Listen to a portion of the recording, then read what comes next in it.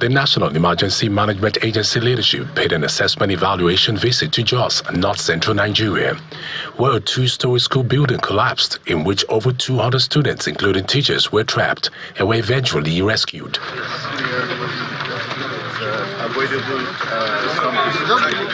Led by the Director General, the team visited the collapsed building, which has been demolished for on-the-spot assessment, where NEMA personnel, alongside other security agencies and volunteers, evacuated the trapped victims when the incident occurred. The Director General thereafter visited survivors who were receiving treatment at the Bingham University Teaching Hospital and proceeded to the government house to seek audience with the governor.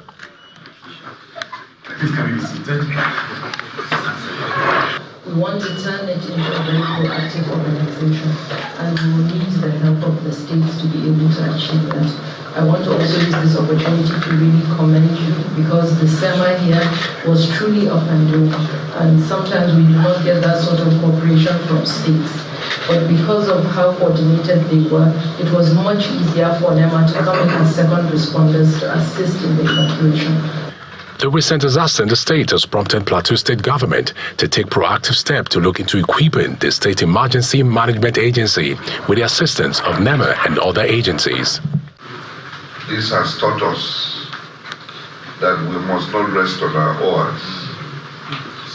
We're therefore proceeding to make sure that SEMA becomes as active as it should be.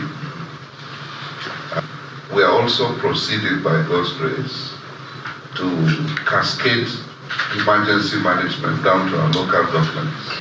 The rate of collapsed buildings across the nation has become worrisome, with National Emergency Management Agency taking the lead in providing emergency services and intervention in such disaster. As I always say, disaster is local. You need community resilience, you need involvement of each and every person. NEMA comes in where the SEMA is unable to meet up.